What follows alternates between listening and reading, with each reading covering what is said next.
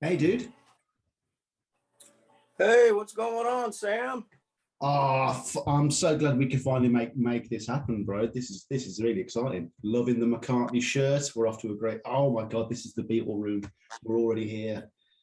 It took a while. It took a while for us to get together, did it not?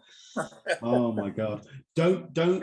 you're in McCartney's backyard, right? What is that, McCartney? Yeah. I think is it Fothering Road? I'm not quite sure. Yeah, well, yeah. I visit there March of 2019. I was there. Oh wow. You were in my neck of the Yeah, woods. I Excellent. was standing right by that pipe there. That's a water pipe. Yeah, I saw this guy called Lonnie, but I was a bit too starstruck to say hello to him. Ooh. Yeah, I etched my initials on that brick. Do you see it? L plus P equals forever. Yeah. LP was here.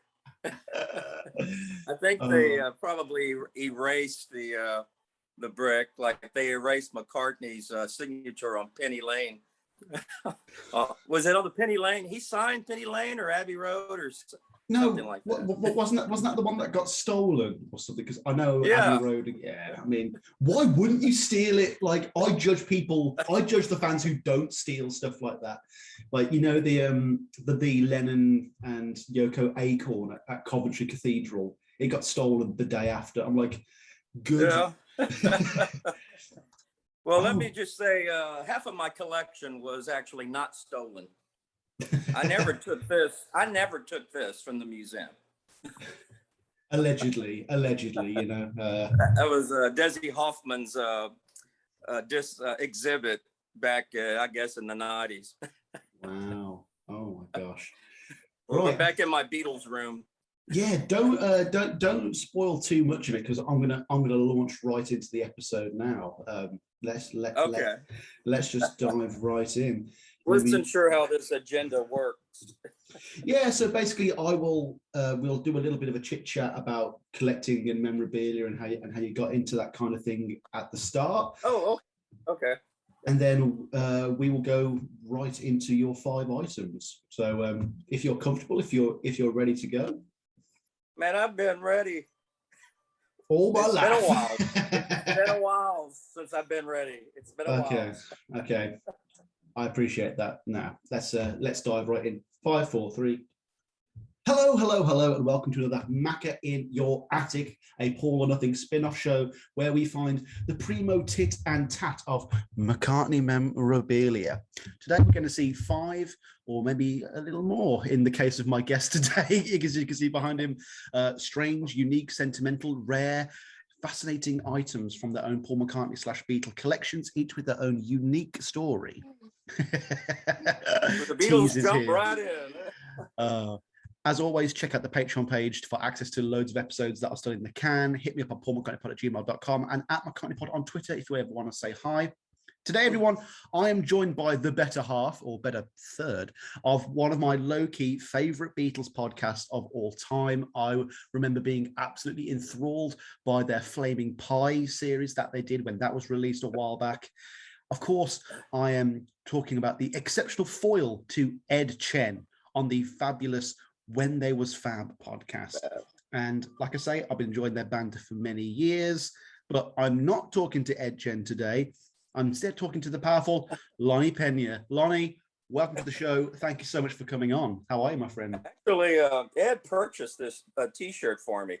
Here, I know everything's probably opposite from where you're seeing. I'm not sure. No. It's all good. This was McCartney's t-shirt that Ed and I went to see McCartney, in 2016, I believe, at the Austin Fest here.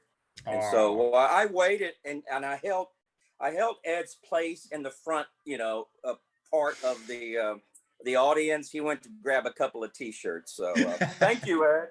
Thank you, Ed. Would that have been part of the new set list then at the time? Possibly. I mean, he played a few. He played a few songs that I think I remember from maybe 50 years ago. But for the most part, I think it was during the release of Egypt Station, if I'm not mistaken. I think Egypt Station was 2018, wasn't it? Was it? It's all. You got me. I don't. You're the McCartney expert, Sam. I need to research that. I need to research that one specifically. Maybe I'll even get you and Ed back on the show to recount me with a few of your. Well, I'm taking a hiatus from the show, so my shout out is to Ed Chen as well as John Stone. He is currently the co-host for When They Was Fab. They are totally not better off without you, man. You are so much of what I enjoy. Oh, well, they're about lovely. That show. They're lovely people. They're lovely people. And Ed and I are close friends. So he's here in Houston. I'm in Houston, Texas, by the way, USA. And so you can recognize a little bit of my Texas twang on the old vocals and, howdy, folks. Oh. Now, I normally have to ask people whether they've had to go into a physical attic to get their items, but as I know, you've recently just moved, you've finished your Beatles room. How long did this take to set up? Well, to set up, it only took me once I got started, just a few weeks. Just a few weeks? When you say set up, initially, I moved. I was living in California for the past year. Mm-hmm. And all of this has not been in the attic, but it's been in storage for like a year. So, and so now as far as accumulating this stuff over the years, this is probably close to 50 years of accumulation of stuff since I was probably 12 years old, maybe 13 years old. I started collecting. So it's been 50 years now. Oh my gosh. See, I've gotten into the game so late. I haven't even started collecting properly till like my mid-20s. You've all got such a leg up on me. It's really not fair. It's not. Oh my gosh. So many things framed, so many action figures. I can see archive box sets there that I'm never going to be able to afford. Oh, so much Lennon and Harrison stuff as well. Very nice. Oh, I got a ton of stuff, and literally over the years, over the course of years of my life, over the past 50 years, some of this stuff was stored in an attic several times in my life. And I'm so happy now that I have it, here. This is my formal dining room, by the way, Sam. Bring the guests through. I eat cross-legged on the floor. That's where I eat, cross-legged on the floor. Hopefully dry foods that would not stain anything in the room, No, it all has to be wet, all wet, nothing dry. Just a huge bowl of tomato soup. Whoops, I dropped it on my Flaming Pie Archive edition. Absolutely. So we're having fun here. I just love it. This is awesome. Let me ask you, do you have a fire extinguisher on site? I need to know you have a fire extinguisher nearby. I have several. Everyone says I have several. and a water hose if I need to. And a 9mm in case anyone gets some sticky fingers, Yeah, absolutely. Gosh. Absolutely. It is closed to the public, by the way.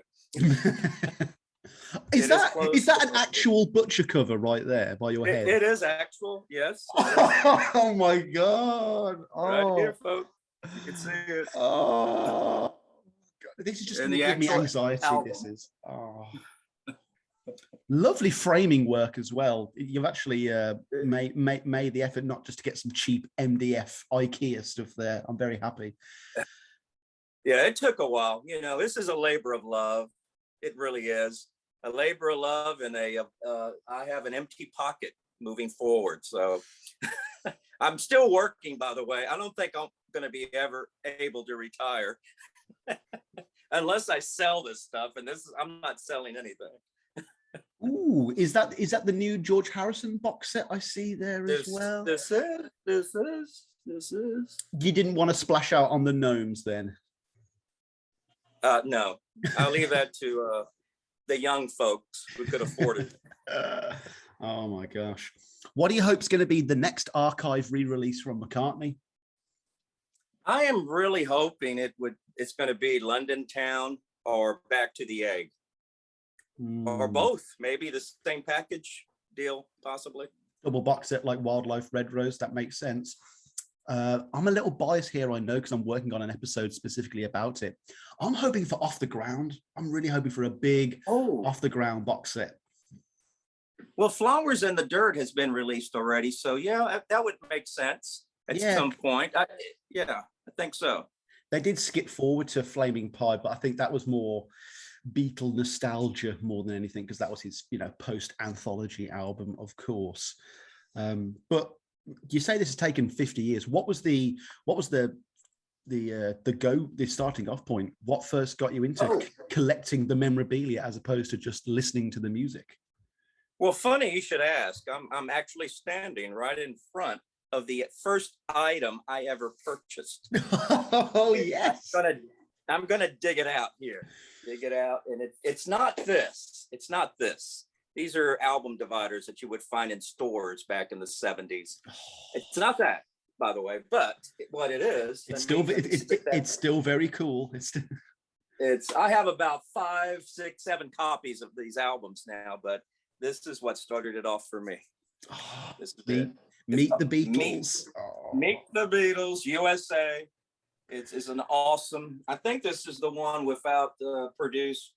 This is the first version without George Harrison's label at the back, produced by George. They failed to indicate that on the first initial wave of these releases, and so this is this is the mono cover, I believe. No, this is stereo cover.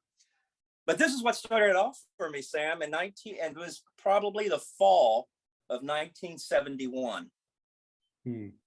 So how many years had that lapsed? 7 years post the release of this album is when I purchased at a flea market a used copy of this album. Wow.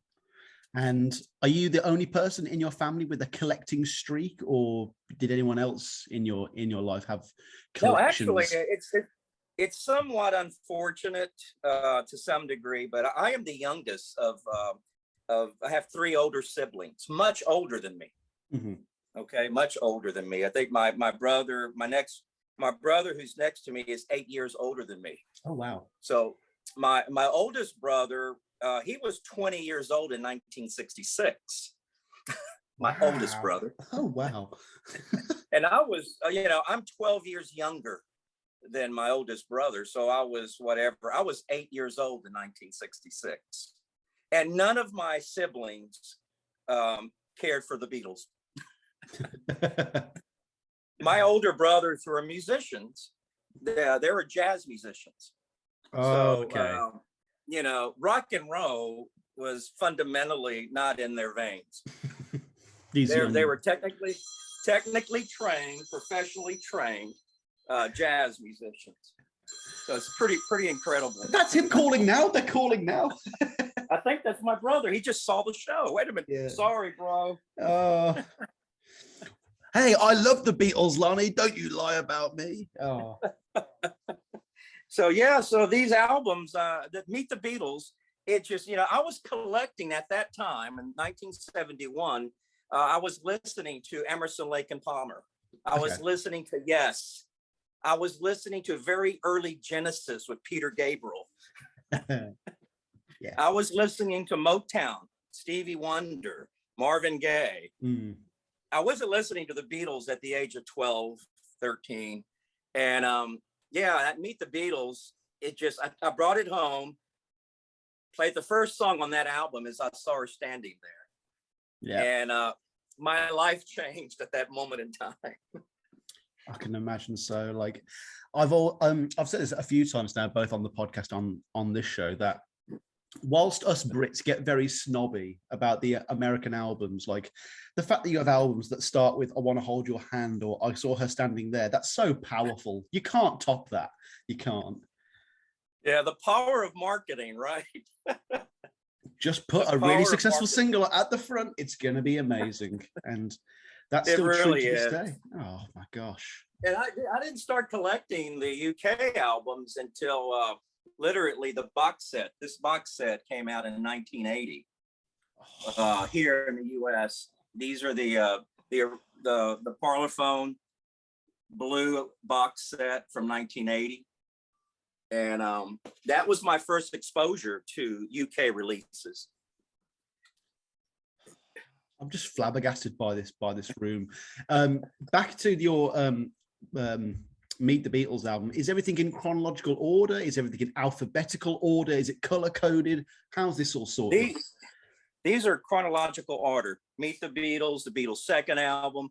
This is US, all the US. I have multiple copies, obviously, because I, like a coin collector, I collect variations of albums as well. Mm-hmm. And then we start to get to what's my next favorite country. It's something about hands across the water. Yeah. What's that place? The UK.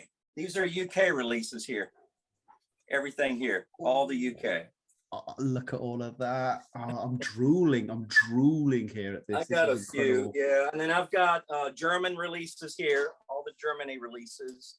I have, where are my Japanese releases? Japanese? Oh my God, no. Here they are. Here's the Japanese releases right here. I don't even want to look anymore. This is upsetting. Live in Japan, folks.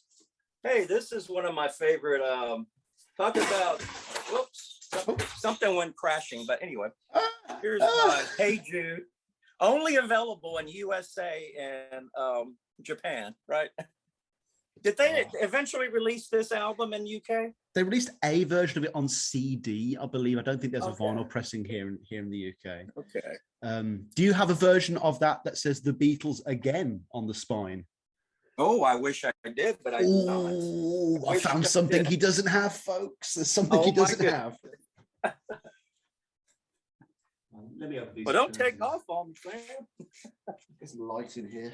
Now, do you have the US version or the UK? Of which album, sorry? You said you had the Beatles Again, a US? No, I need to get that myself as well. No, the more I do this show, it's like quantum physics. The more you have a Beatles collection, the more you realize you don't have a Beatles collection. Oh, absolutely. Same here. I wish I had everything. Everything is falling, Sam. Falling. Yes, I'm falling. Because I've just seen a space, and it's Sam. Wow. So, the puns are coming out today, folks. Oh my gosh. Okay. If you need to stop and pick, yeah, if you need to stop and pick stuff up, I will edit it out. Don't worry. Do not damage anything to come on this stupid little podcast, please. Oh my God. Beatles memorabilia has been damaged during the course of this recording. Good. no animals were harmed either. Oh, Time magazine, Spaniard in the Works original. Oh my God. That's the original first pressing right here, folks. I've got nothing. I've got nothing, folks. I've got nothing. By the way, I am a Beatle fan. You haven't noticed already. Now, have you ever come across an element of the collecting scene that you've got no interest in? Like, do you collect bubblegum wrappers? Do you collect wigs? Is there anything that doesn't interest you? Well, I don't know. I do have a few unopened bubblegum. I would think the bubblegum is probably as hard as a rock by now, because these were 19. These were probably 80 in the early 80s. These particular bubblegum collector cards. Wow. Oh my gosh. $1.99. This is probably middle to late 80s. I'm so jealous. Nope. If it has Beatles, you can write on a piece of scratch paper the Beatles, and then I will buy it from you. Let me just find a pen somewhere. From a native. Where are you? Are you close to Liverpool? You said. No, I live in Birmingham, which is Denny Lane's neck of the woods. Okay, awesome. Yeah. I'm Sailor Sam from Birmingham, you might say. From Birmingham. Okay, I recognize the album cover. Yeah. Action figures as well. I need to get me some Yellow Submarine action figures. I really do. That's unforgivable that I don't have any of them. Yeah, I have a few of those. These are a few hanging on my ceiling here. Oh, with the evil glove as well. Oh, glove. Oh, glove. Lovey-dovey. Oh my gosh. Oh, oh no, you've got the captain as well, and the Sergeant Pepper band, and oh, I'm gonna tear my Beatles. There's a Beatles Monopoly. What the fuck? Oh my gosh, I need that in my life. Also, I am the walrus, by the way. Oh, my heart weeps. Are those 8 tracks as well? Oh my god. Oh, I have a ton. I have a load of 8 tracks. Some of these are original from the 70s. That I purchased back in the 70s.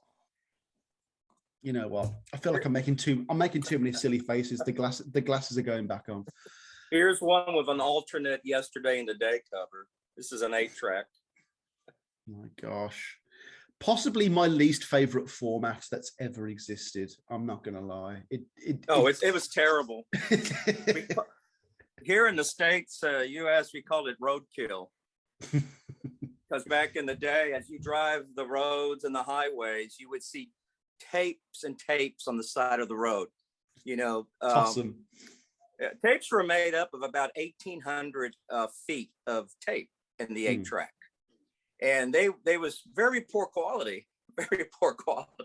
So your 8 track player would eat the tape. And so you'd spend most of the time, you know, removing the tape from the player, and then you just chunk it out the door.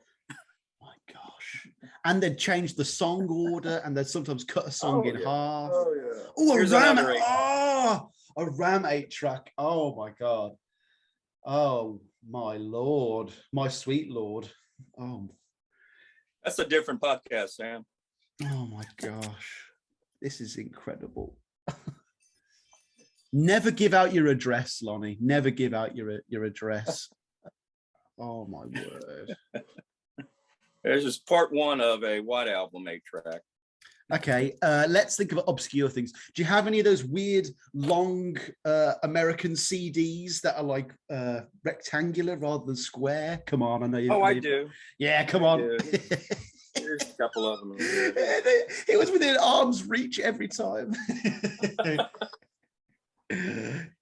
Oh wow. Most of those I do have in storage. I couldn't display everything, so I do have a few things in storage. This isn't everything then. Oh my word. No, we can run in. We're gonna move into my living room here. Oh, some nice White Album portraits. No, those are the Richard Avondale psychedelic 1968. Gorgeous. I need that in my life as well. Don't know where I put any of it. A few other things.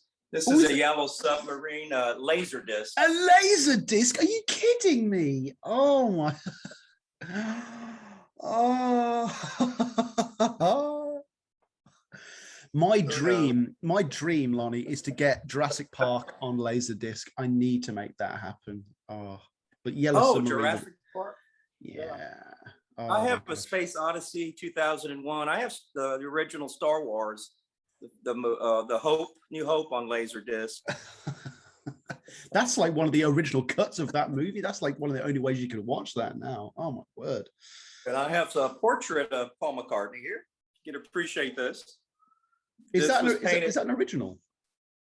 That was painted by my ex-wife when we were dating. Oh wow. She's an artist. That's so good. She painted that in 1989, late 89. It's so hard to get Paul's eyes right, and she's nailed it there. Absolutely nailed it. Seriously. Look at that. Awesome. Proper like late 80s, early 90s Paul there. Love it. Yeah, exactly. And here's it's hard to see with the, this is a John and Yoko pencil that she did. In college. That Yoko looks like a photograph. That's insane. Oh my god. Yeah, she was a guest when They Was Fab a couple of years ago. We interviewed her, and I actually have some non-Beatle items on my wall. My daughters. These are my daughters. when they were graduating college. I don't recognize these album covers. Is that like a?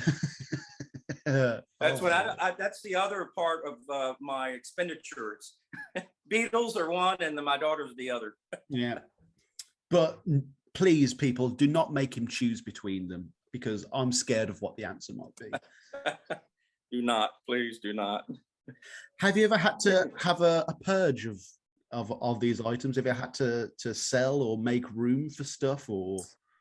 Unfortunately, I did. I had about 200 posters, and yeah, I put a few of them on eBay some years ago.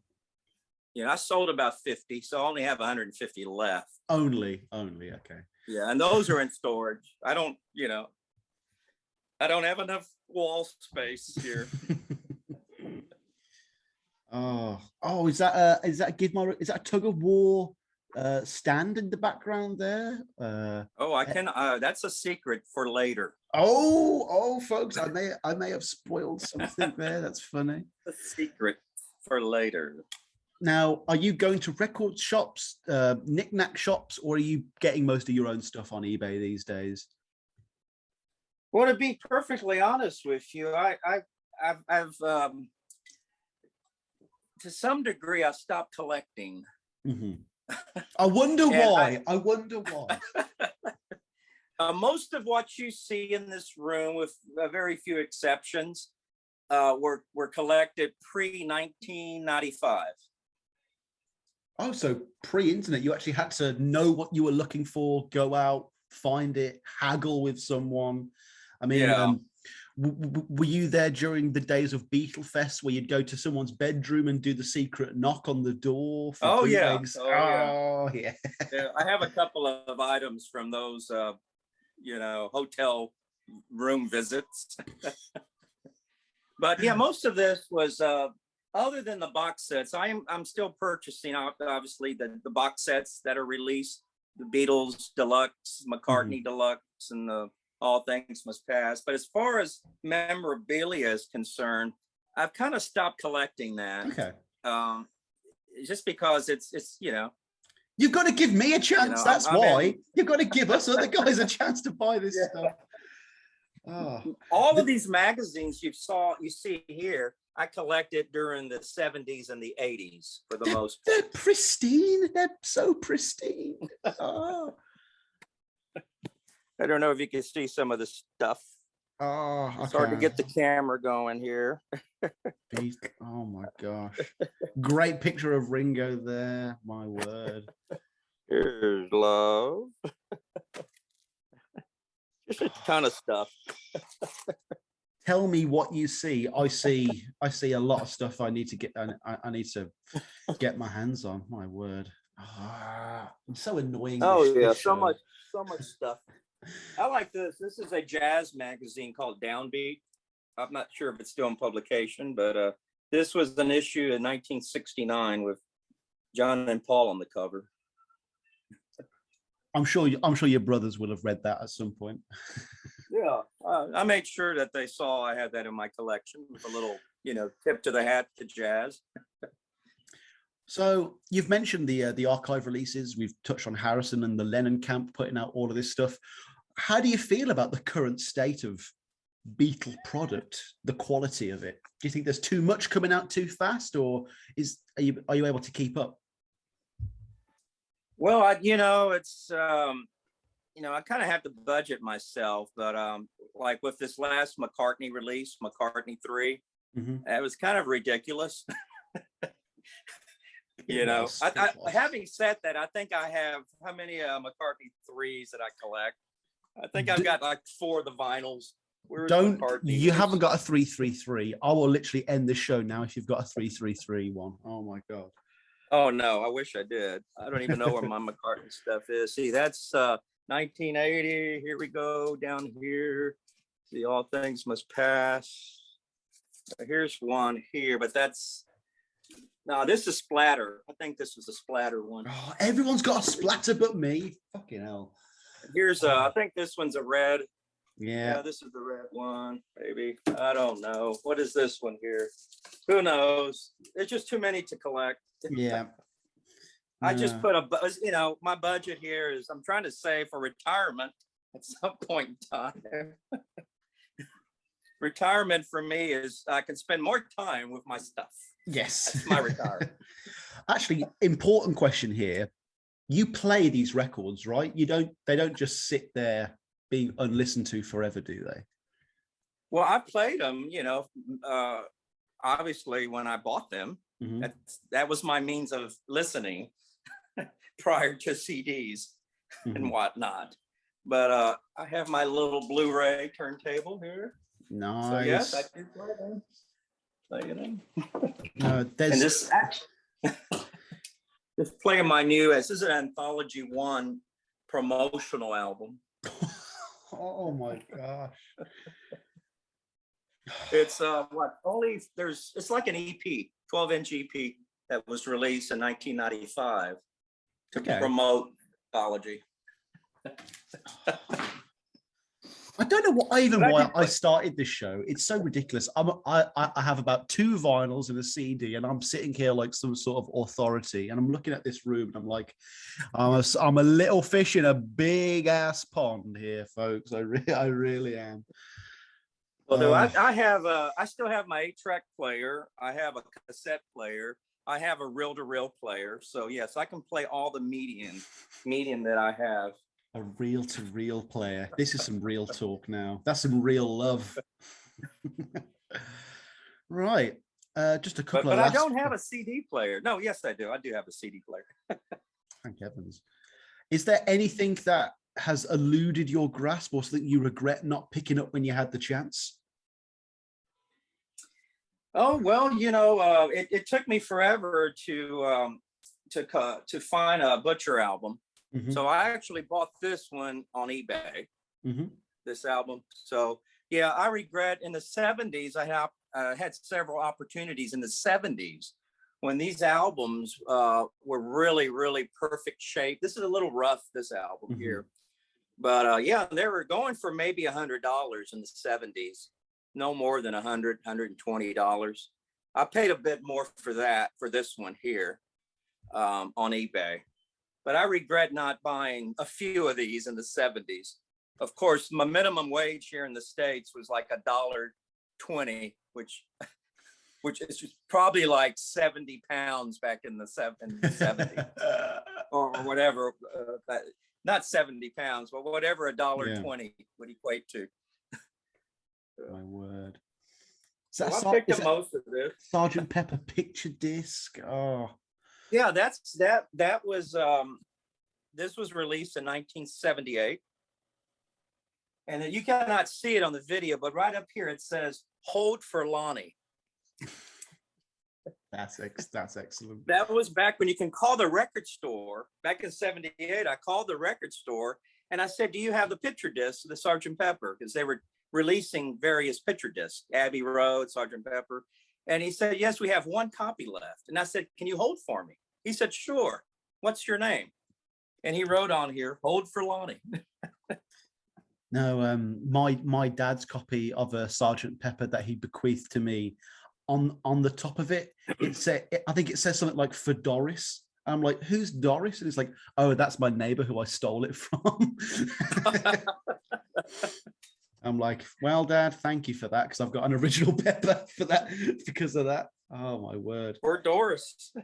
Or maybe my dad had an alter ego called Doris in the 60s that he just wasn't comfortable telling me about.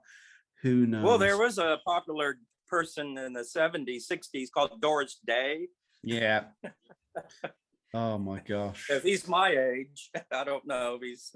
I'm 63, so he may be younger than me. Yeah, he was born 59, so probably around the same. Oh, okay. I was born in 58. Exact same time. Excellent. Forgive me if this question is a little garish, but what's the most you've ever spent on a single item? Or if you don't want to give me a figure, which item costs the most? Oh, what would be that case here? Just off the top of my head, this could be close here. Yeah. This Butcher album. Um, yeah, this is probably $400 range, $500 range. Wow. And This would be. I was going to say, is that the Butcher album where they put the other cover over the top, or is that an original one? Yeah, this is one it was appealed. Mm-hmm. It was I forget the variations. I think this was a second state, Mm-hmm. but this is appealed. A really good peel though, but you can see there's a little rough around some of these edges here. It is a nice peel, though. I mean, I know I'm looking at it through a phone lens here, but it's still pretty gorgeous. That is. Oh. What were they thinking with that album cover? What were they thinking? Oh my gosh. Aside, Sam, aside from a trip to London and Liverpool, if you don't count that, that's probably my most expensive memorabilia. But you know, the trip that I did 2 years ago in March of 2019, it cost a bit. My gosh. And I was able to visit, you know, Abbey Road, and I was able to visit the Apple office on Savile Road. That was kind of fun. At that time, it was an Abercrombie Fitch kids store. From one elitism to another, I guess, you know. we actually took a bus. We took a mega bus to Liverpool, which I'll never do again. That was such a long drive.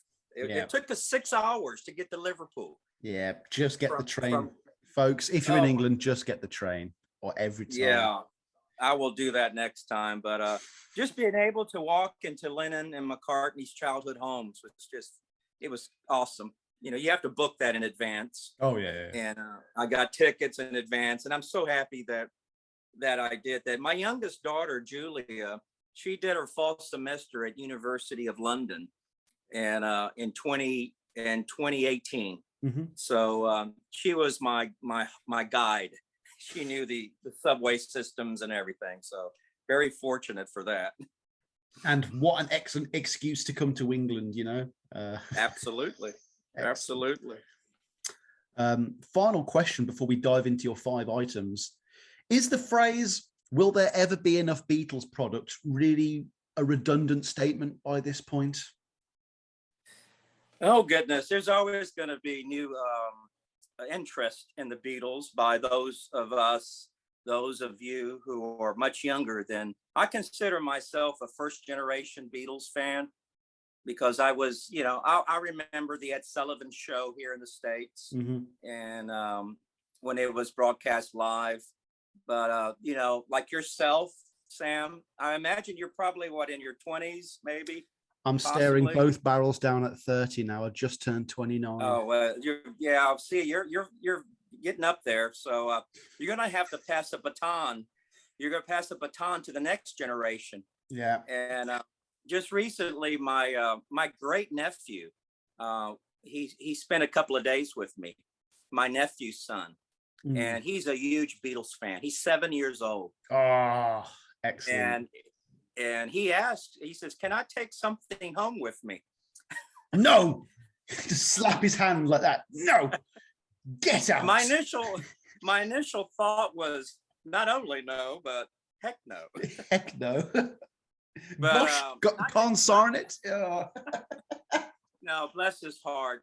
He gave me a Pokemon little memorabilia that he loves Pokemon, you know. And so I just, you know, he said, I want you to keep this Pokemon because you can remember me by. He lives in a different city. He lives in San Antonio, mm-hmm. which is only 3 hours west of Houston. Mm-hmm. And so I gave him one of my little yellow submarine Christmas ornaments so he could take home with him. It's a good trade. Good trade. That's passing the baton. So there's a new generation, including my daughters. They're mm-hmm. in their mid-20s. Late to mid 20s, and you know, there should be. I would think there would be a whole marketing scheme for that age group, you know, moving forward. Definitely. I mean, you look at McCartney now; he's got his hands in the pockets of Spotify, brand new playlists for him are always being created. It's mad that something like, I think it's Hope of Deliverance is his 5th most streamed song on Spotify, because it's ended up on some sort of playlist somewhere, and I know 100 million people have listened to that in the past few years. And I'm like, I don't think 100 million people heard that song when it first came out, you know? Speaking of, oh my gosh, that's oh my god, I think I've seen one of these. I think I've seen a red one of these before. Remind me what this is. This is Hope of Deliverance, or no, is it Hope? No, Hope for the Future. Hope for the Future for the video game, yeah. And this is a 3D model of it, 3D cut on resin. Oh, a buddy of mine made this for me. He worked at a hospital. Shout out to Arnold. He worked at a hospital, and they have a 3D printer. So this is a product of a 3D printer. He downloaded the software from the internet, and it's hard resin. Here, let me see. It just shatters on camera. Yeah, really. That would not be good. Oh, it'd be good for the show. It'd be good for the show. I'll bill you later. Yeah. Oh, I'll hook my Patreon up to your bank account. Don't worry. Right. Now that we've got the pitter patter out of the way, though, please, Lonnie, let's go through your quote unquote attic, as it were. Just dust off some cobwebs and. Okay. I forgot about that. Okay. Yeah, let's see the first of your 5, maybe more items. Let's do this. Okay, well let's do that. So this is the deal here. You say 5 items, so it was really hard to pick 5 items. Only 5. Very, very hard. But you know what I did? I broke it down in categories. So in my mind, I picked 5 categories and 1 item from each category. Let's do this. Okay, so the category is, one of them is vinyl. Mm-hmm. That's one category. The other category is photograph, a photo. The other category is display, like a countertop display. And one category is poster, because I have a lot of posters. 150, yeah. And the final category is audio cassette. Okay. So I've picked 1 item from each category.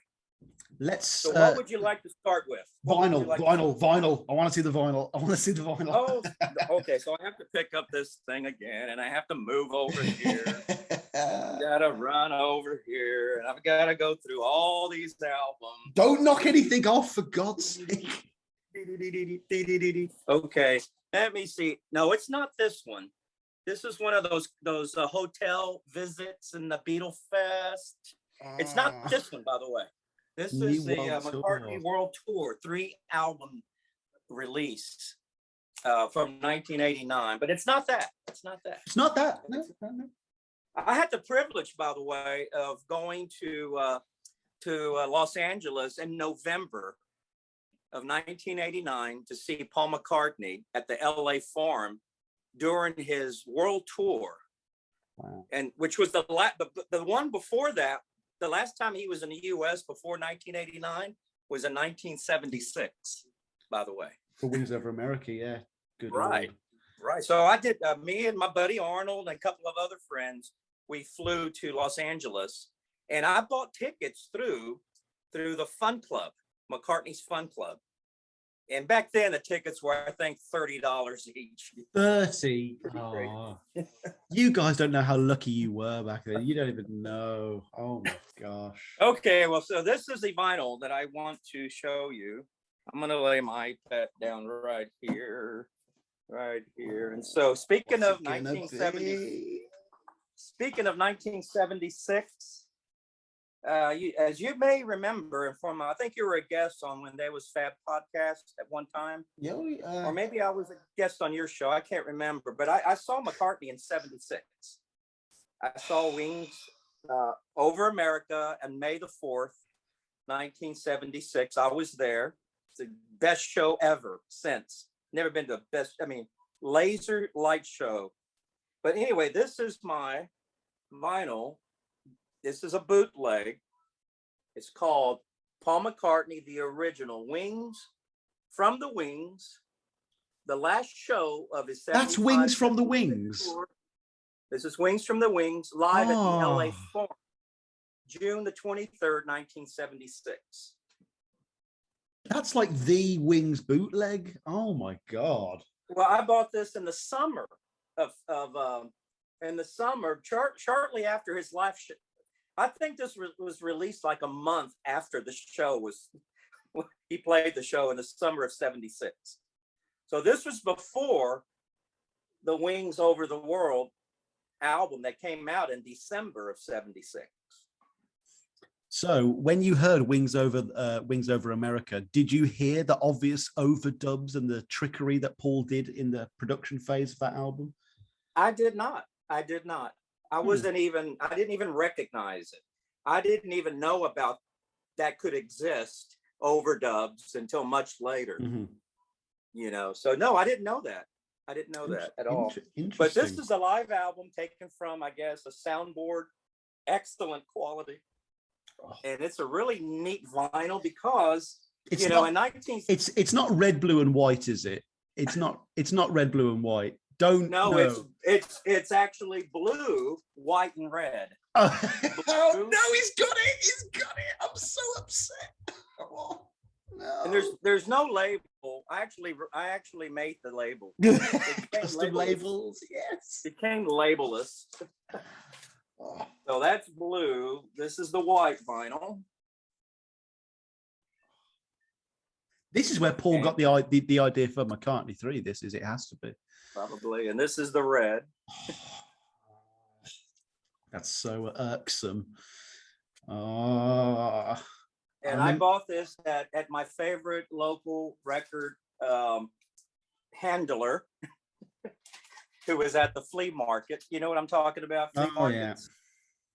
Yeah, this was, and I think I paid maybe, I don't know, it was a top dollar for this. At the time, this may have been like $8 in 1976.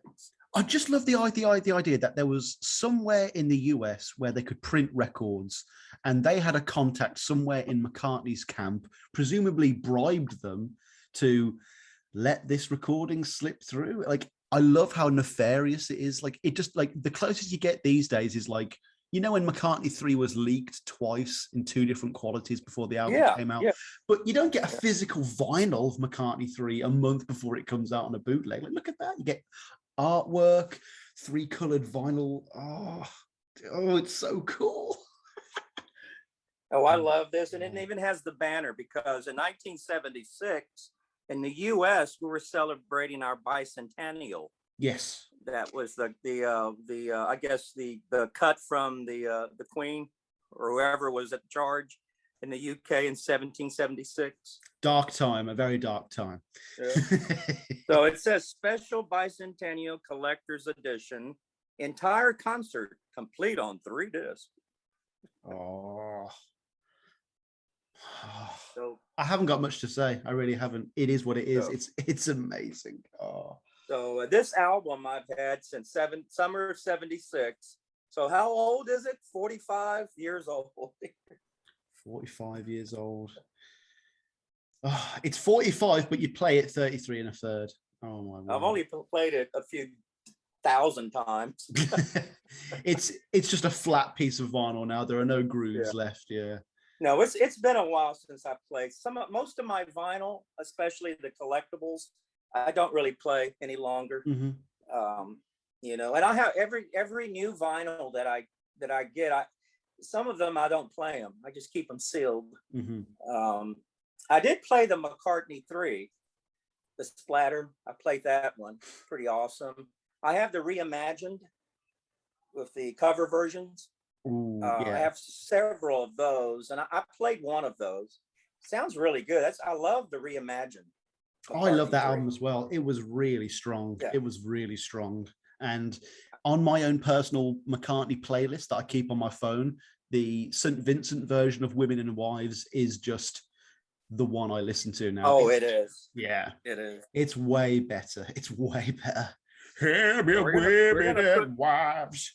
We're gonna stick this back in the collection here, and I'm not gonna show you anything else, especially this other 3-album disc. No, that's not Wings in Australia, is it? No, it is. It is with the early set list with Little Woman Loves Sea Moon. Does it have it? There's Sea Moon. There's Wildlife. Wildlife. They played Wildlife. Oh no, this is compilation. Compilation. Oh, okay. Recorded live in England between 73 and 76. That's what this is. See, I thought it was Australia because he's wearing that stupid kimono, that blue one that he was wearing at that. Oh no, or was it a judo outfit? It was a reference to yeah, it was that judo. But all of these here, these are my bootlegs here. All of these are my bootlegs.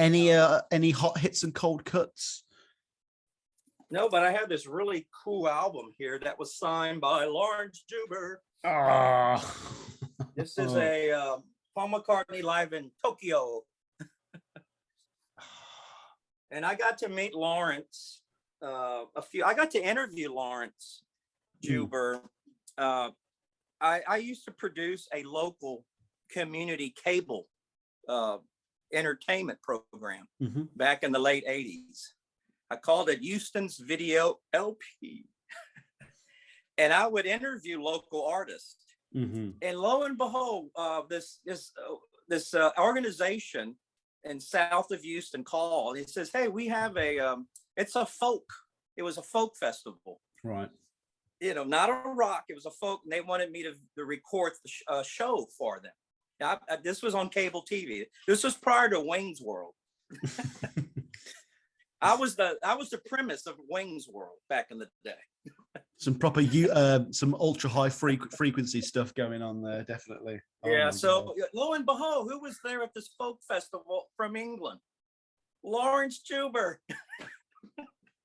I know you want to talk about your folk stuff here, Lawrence, but talk to me about Maisie.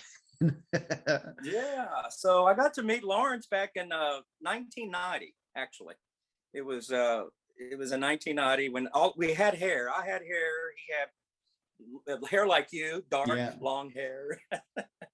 And I had hair like you at one time, believe it or not. Fortunately, okay, so both of my grandparents still have lots of hair, so I'm really hoping this will stay. Give me a head of hair. So that was the vinyl category. So what's next? You pick. How about poster category? Go on. Okay, I have, like I said, I had around 200 posters. I sold about 50 of those on eBay, but I have posters I cannot even display. So I have so many posters, but give me 2 seconds. Here we go. Oh. This is a poster here that I like. It's kind of unusual poster. I've never seen that. What is that? That is a promotional poster for Wings at the Speed of Sound. Oh, wow. Oh, well, you can tell it's classic 70s Wings because they include McCartney and Ram in the discography. There's McCartney, there's Ram, and then there's Retro Speedway. And then the last one is Venus and Mars, and then, of course, promoting Wings at the Speed of Sound. And kind of unusual. Yeah, they look like they're meant to be bus conductors or something, or no, they're pilots. They're airline pilots, right? Because it's the speed of sound. Speed of sound, Sam. Yeah. Get with it. And Linda's legs have never looked better either. Oh my word! Oh my gosh, Linda, lovely Linda. La la la. They've all got ridiculous faces, which I really appreciate as well. So this is an unusual. I was about to sell this on eBay, but I kept it. Good.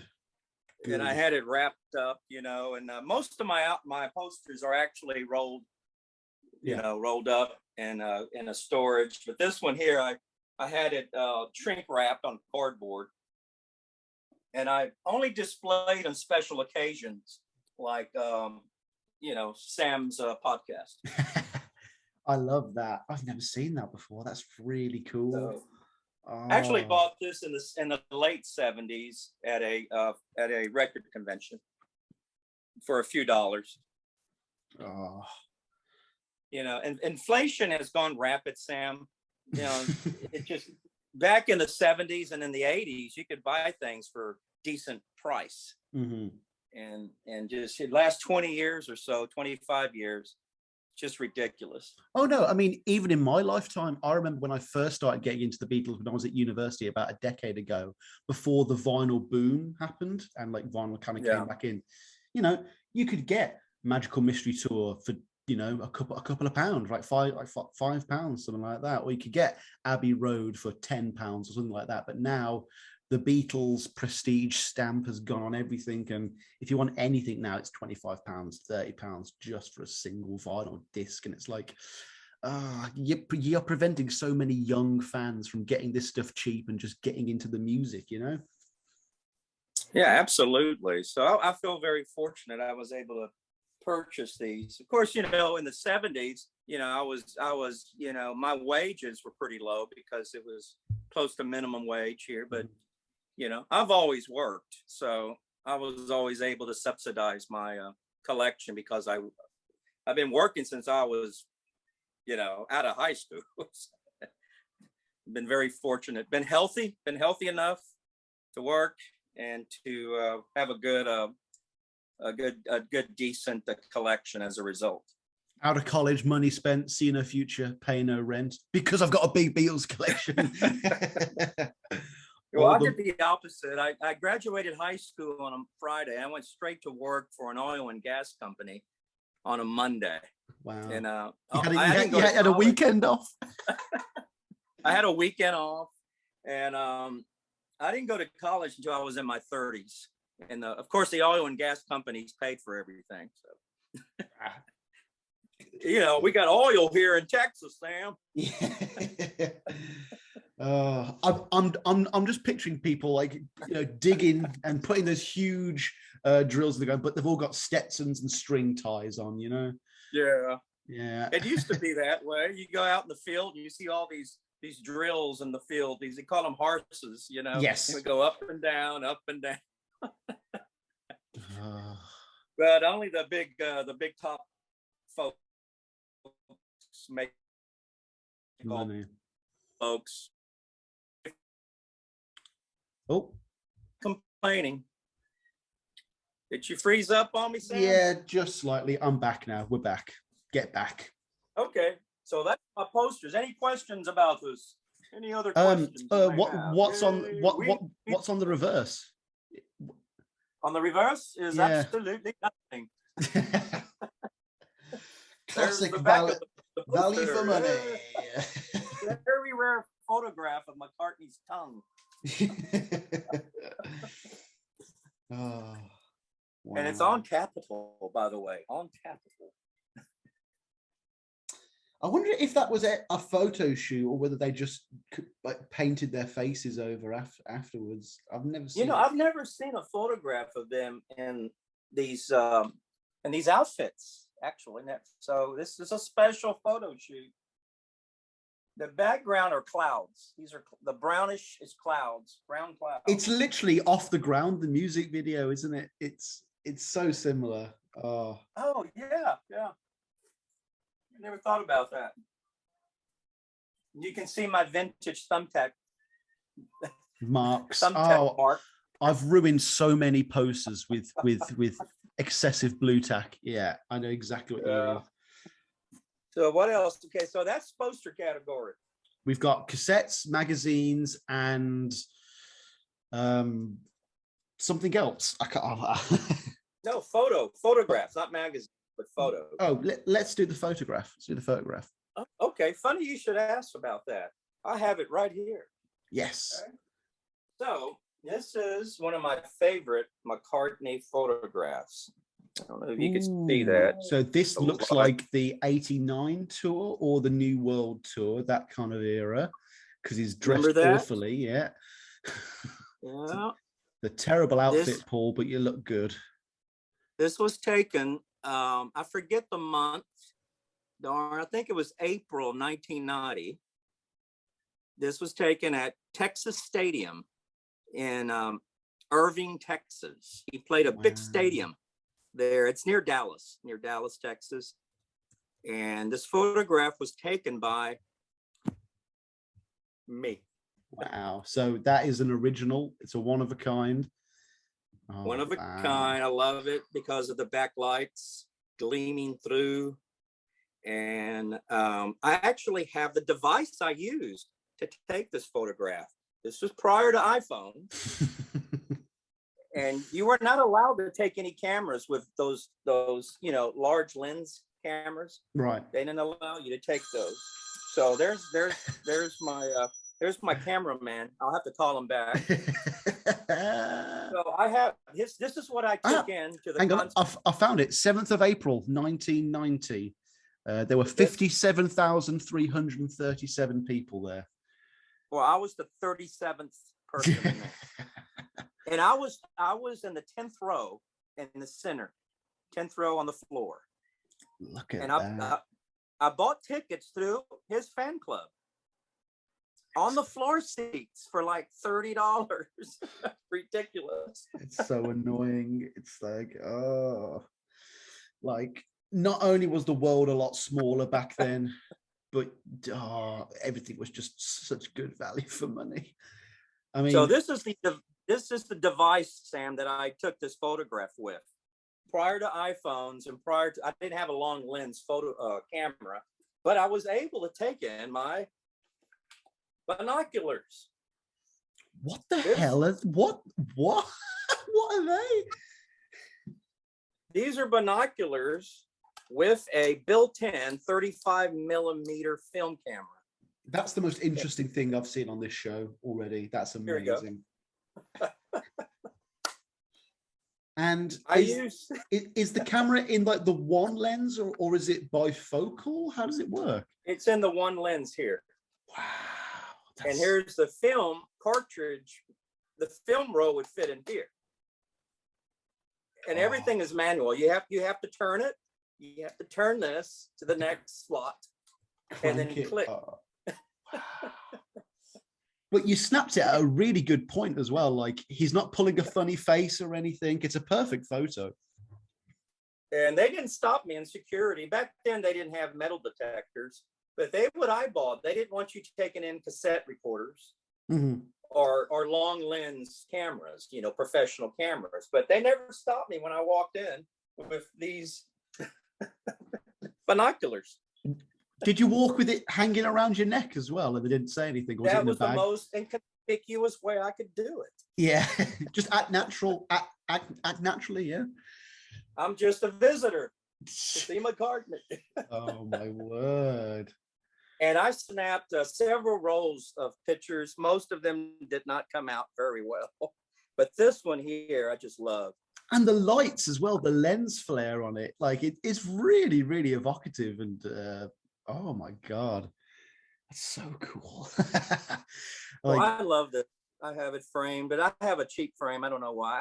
I have to really dig into the negative and make a decent photograph out of it. Oh, you could definitely touch that up. I mean, you could even go online, and people could even use Photoshop to make it even more perfect if you wanted to as well. Yeah. So this was something memorable because this is a concert that I went to, and I took the photograph myself. And I'm not a photographer, That's insane. That's so cool. And I still have the binoculars I've had for 40 years. Does it still work? Do you know? They still work. Oh, that's even cooler. Oh, I could just imagine, Paul's playing Rough Ride, and whilst everyone else in the audience is going, "Why is he playing the new album?" You're just there going, Absolutely. I've never met Paul McCartney. I don't have his autograph, but I came close, very, very close to meeting McCartney. And I somewhat interviewed Paul McCartney to some degree. Explain. Back in, I mentioned earlier that, me and a few friends went to see McCartney in Los Angeles in the New World Tour. Yeah. November 1989. Well, we had a plan. We were gonna plan to hang out at the LA Farm out in the parking lot. You know, he played 4 shows, by the way, 4 nights. I went to the first 2 nights, but the first day, we hung out in the parking lot, and there was a crowd of people running towards the ramp where the trucks would enter the stadium. And we figured it was McCartney's entourage coming in. It wasn't.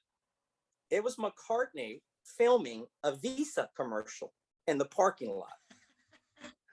Oh, wow. He was Visa was one of the credit card companies that was sponsoring that tour.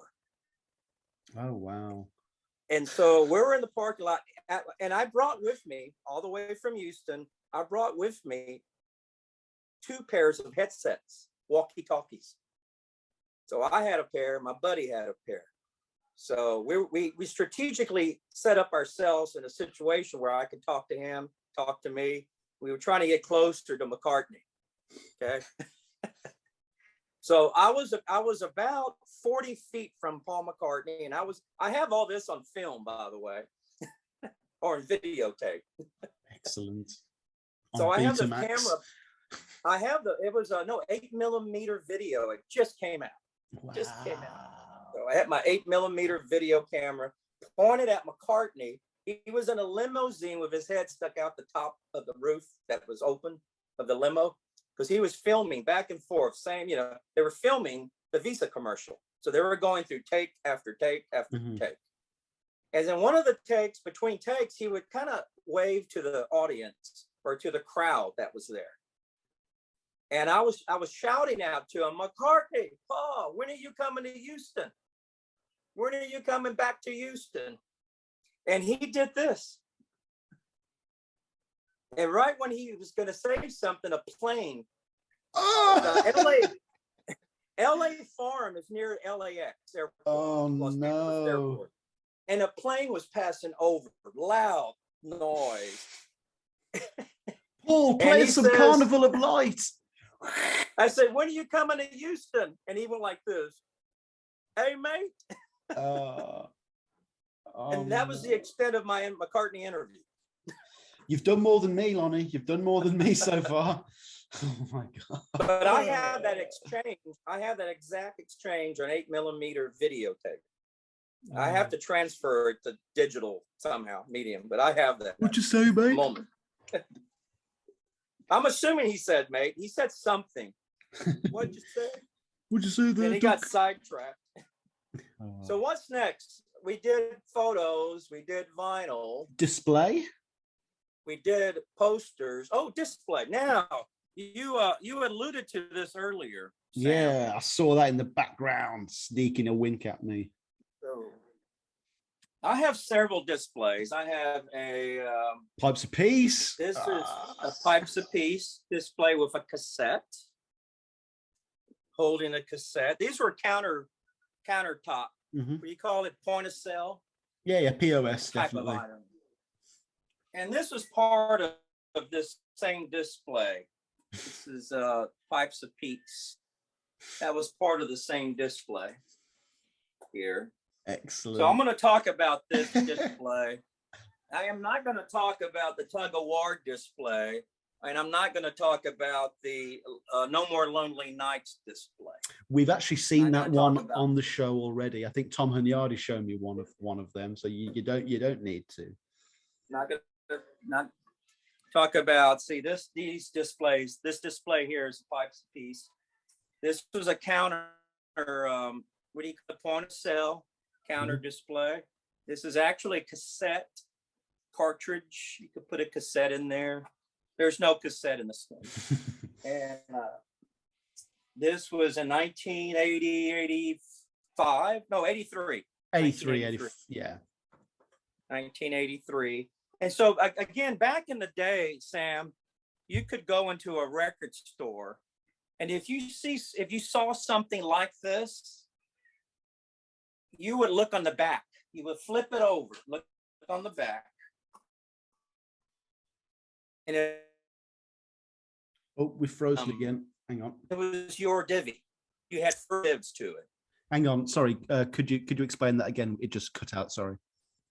Sure. Back in the 80s, or back before eBay,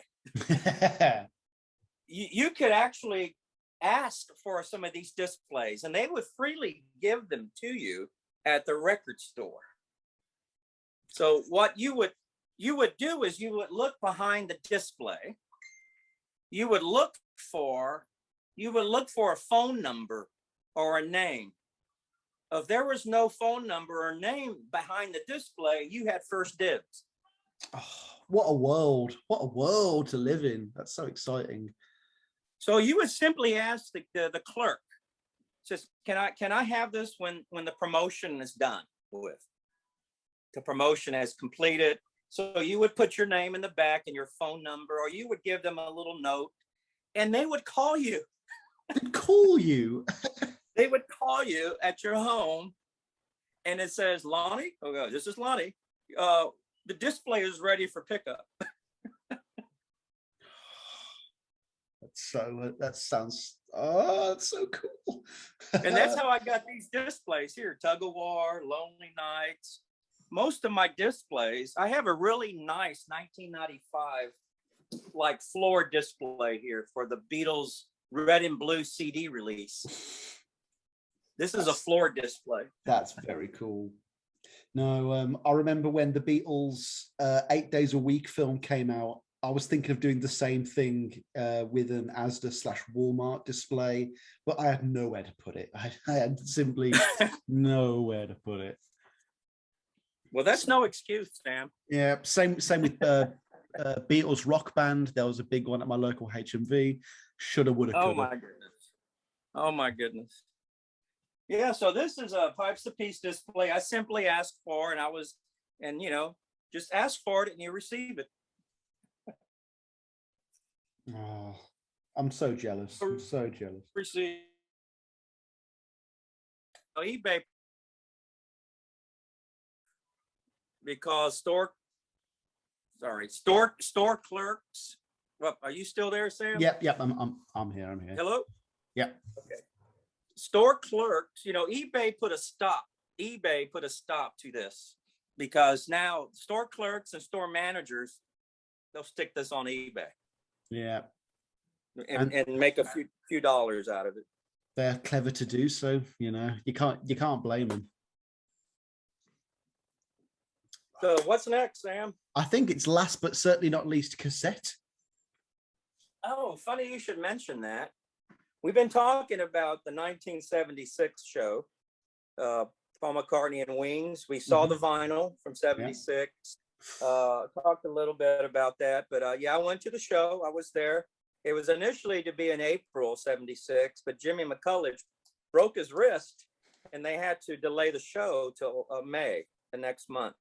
Yeah, getting in a little scrap. Yeah. So I went to the show, but before I went to the show, I took my cassette player with me, my cassette recorder with me. And I took several cassettes. How big is a cassette recorder at this point in history? It was pretty good size. It was pretty good size lengthwise. It wasn't a small thing. Walkmans had not yet appeared. So it was a pretty good size cassette. Okay. Pretty good size. So, but in 76, they were not checking stuff like that. It's so pre 9/11, isn't it? There was no metal detectors. You could easily have taken in a pipe or anything, heaven forbid. Yeah. Nothing like that was taken back in those days. But I took my cassette recorder in, and I took 2 blank cassettes. And I recorded the entire show from May the 4th, 1976, on these 2 cassettes here. Wow. So you had a bootleg before the bootleg was released. I had a boot here. And it's hard to see it, but Venus and Mars Rock Show Jet. And on the way to the concert, there was a radio commercial promoting the concert, and I have that at the very beginning of this cassette. Oh, that's so cool. This is another classic episode. Oh my God. This is Scotch 90 Minute. And then this is a realistic cassette. That was a Radio Shack. I don't know if you had Radio Shacks there in UK. We've heard of Radio Shack. We've heard of it. This is a realistic brand, which is made by Radio Shack. It's cheap enough cassettes, 49 cents, whatever it is. As Indiana Jones once said, it belongs in a museum. Oh, wow. And then later on, this is a photo copy, because they didn't have good photo copies back then. This is a photocopy of my ticket. Oh, and wow. It has the original date of April the 11th, but it wasn't until May the 4th that the concert actually was made there. So I made little cassettes. I made some copies. I sold some in school. That was my last year in high school. So I sold some for a couple of dollars. You were young and foolish. You can't be held accountable for that. The quality now is pretty bad. It's an audience recording. I was on the floor. There were no seats that were sold. It was a festival seating. Okay. So if you were there first, you had floor first. Oh, do not go to the toilet then. Oh, wow. No, there were no seats on the floor. It was standing room only on the floor. Oh. And I managed to shimmy my way up. I remember looking up, and Linda was like right in front of me, on the keyboard. And then I merged to my center stage. Finally merged. Oh, my wash is ready. Hold on. I merged to the center stage, looked up, and there was Mccartney. Oh, and it's just, that's unreal. It was a phenomenal show. I remember that was my first time ever seeing a laser light show. And at the last song he played, I had no knowledge what that song was. It was a song I never heard before, but his encore was Soily. Yes. Which had yet been released, by the way. And so, and it wasn't released until the album was released, the live album. And I remember his last words, Mccartney said. He said, "See you next time." Little did I realize that would be 15 years later. Because in 1980, he got busted in Japan and he stopped his tour. And then, of course, what happened with Lennon, I mean, he didn't tour again until 1989. But it was worth the wait, I imagine. It would have been worth the wait. It was. That's the history of my life, Sam. And thank you so much for sharing it with me, Lonnie. This has been another wonderfully depressing episode for me, where I'm going to go and reflect upon my collection and how pittance it is and how little I really have. But thank you so much for taking me through your attic, or should I say your Beatle room. You're definitely very welcome. No, we'll definitely have to have you back on to look through a few more of these. I'm sure there's stuff that you are yet to even hint at, Oh, they're terrifying, aren't they? Oh my gosh. The stuff of nightmares, folks. The stuff of nightmares. My nephew wanted these dolls. I said, no way. No way. Give me $500 each and you can have it. Yeah, I don't care how much Pokemon stuff you've got. You're not having them. Yeah. Pokemon. I know all the Pokemon songs now. Beatles vinyl, gotta collect them all. Yeah. Hey, I like that. I'm gonna change the words. Yeah.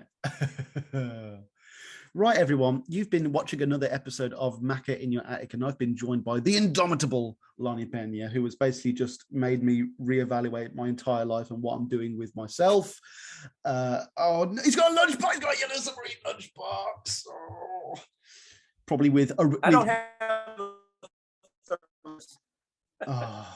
Probably with original animal crackers from the 60s as well. There's probably some. Never ate them.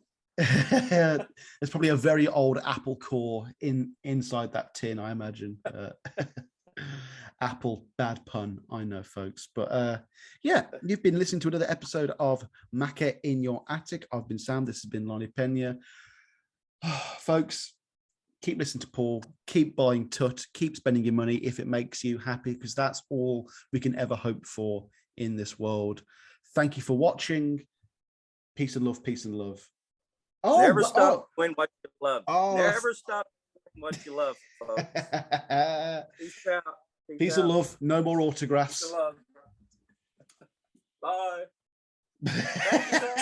Goodbye. Goodbye. Actually, can I fade into the distance here? I think I can. Goodbye, everyone. Goodbye.